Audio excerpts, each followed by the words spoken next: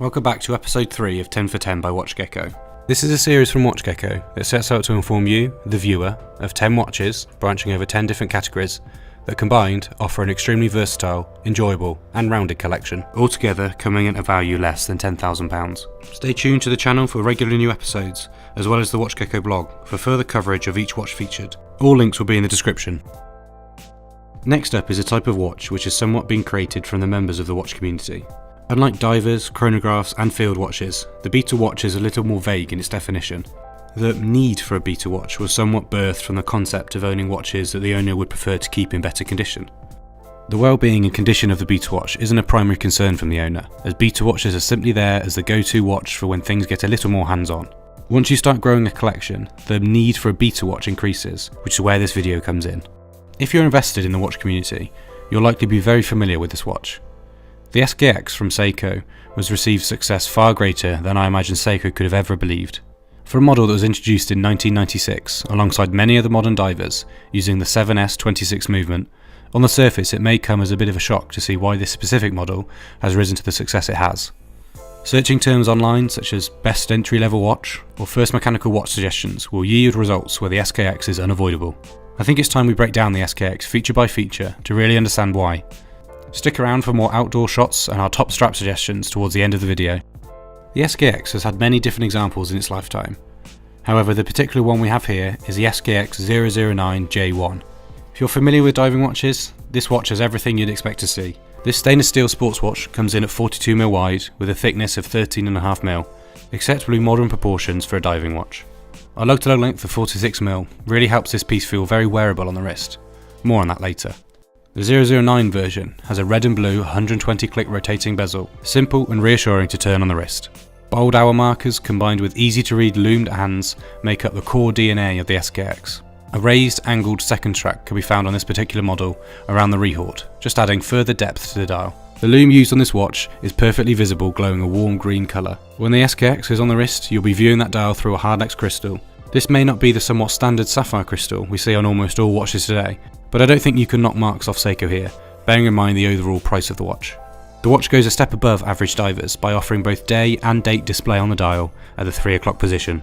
The watch features a screw down crown at 4 o'clock, assisting the 200 metre water resistance rating. As we mentioned previously, powering the SKX is the Seiko 7S26 automatic movement. This movement was introduced alongside the SKX back in '96 and has gone on to become a standard option for affordable Seiko watches across many different models. Its robust construction, 41 hours of power reserve, and ease of servicing has resulted in it becoming a fan favourite. The SKX wears very comfortably on my 7-inch wrist. For a wrist which is used to a case width of about 40mm maximum, I do enjoy strapping this 42mm diver to the wrist every now and then. One key feature of how a watch wears on the wrist is actually the lug-to-lug length of the case. Commonly, we all look at the case width to determine how a watch would wear, however lug-to-lug is equally as valuable information. Case in point, the SKX. When wearing this watch, I used the watch for all manner of activities with no issues at all, and the SKX took them all in its stride. The watch's wearable proportions and highly legible dial make it perfect for more active work. The thickness of the piece doesn't feel that bulky at all. Its 13.5mm thickness is broken up by an 8mm thick case with a 5.5mm thick bezel, resulting in a bezel you don't really notice that much on the wrist when looking from the side of the watch. Many people are part of the watch community will occasionally say they think Seiko, and specifically the SKX, are present-day pre-luxury versions of Rolex and the Submariner. If we just look at the two watches and what they offer the owner, then similarities are strong. Both have rotating dive bezels, inform the reader of the time and date at a glance.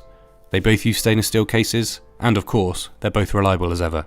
Realistically, most, if not all of divers nowadays will be wearing a diving computer on their wrist, rather than a mechanical watch.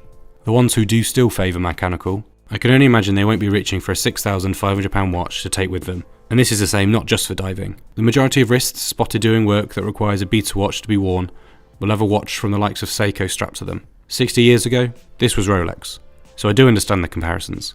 One key point that can be credited to the SKX as a positive is the continual rise in popularity of sports watches and the evolutionary advancements towards their increasing versatility. This is something I have mentioned over on the WatchGecko blog before, so it's hard to imagine the SKX would be so popular if it wasn't for the market's opinion on how versatile diving watches have become. The SKX we have here today comes on a diving rubber strap in a dark black colour. This suits the watch's style naturally very well due to its high resistance to water, Rubber straps are also one of the best options for activewear, alongside nylon straps such as NATO's. With a lug width of 22mm, robust strap options for the SKX are available in abundance. The Desert Sand Swiss Style NATO. Once again, another strap which works to emphasise the use of colour on the SKX. The Swiss Style NATO also has a slightly different design to our standard strap. Specifically, the first stainless steel keeper is movable to help you secure the strap exactly as you want it. The hardware on the strap also receives an upgrade with a more chunky, unique aesthetic. Coming in at 330mm in length, there's plenty of options for a range of wrist sizes, as well as plenty of space to tuck the excess strap back into the keepers. The Zulu Diver 284 rubber strap. On the surface, this is a very similar strap to the standard Seiko one. However, it favours a highly durable Italian rubber material, which boasts many great properties. Freshwater, saltwater and UV, all things this watch strap is resistant to, making it ideal for all manner of activities. I found the blue version of the strap received the most wrist time, picking up on the blue found on the Seiko's bezel. Finally, we have something a little different. The Galax Mesh bracelet combines the stylishness of mesh straps with the practicality of chunky, solid deployment buckles in this unique hybrid. This bracelet comes with one removable link, as well as a range of micro adjustments on the buckle. For all of the SKX's positive points, there are also a couple of things I'm not as keen on. These actually resulted in me still going for an SKX as my personal beat to watch, just a slightly different version.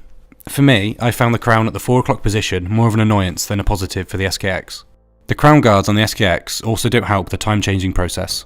Even though the relatively short lug-to-lug distance helps the watch wear smaller than the advertised 42mm, I still would prefer a slightly smaller watch. This is purely based on personal taste. However, for a 42mm watch, the SKX does wear impressively well. For me, I personally went for the SKX 031. This is a sub 40mm watch, coming in at around 12mm thick. It has the crown at the 3 o'clock position rather than 4, and has improved the framing around the day and date window.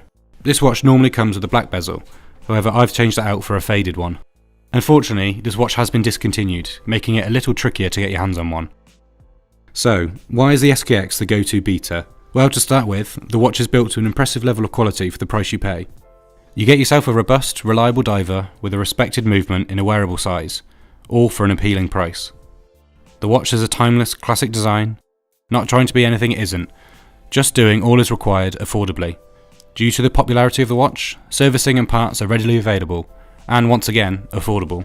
And failing all of that, you could always just pick up a new one for less than £300. If you're interested in learning more about the watch, we'll leave a link in the description below. Stay tuned to the channel for the next episode of 10 for 10, where we explore another great watch that is perfect in creating a well-rounded collection.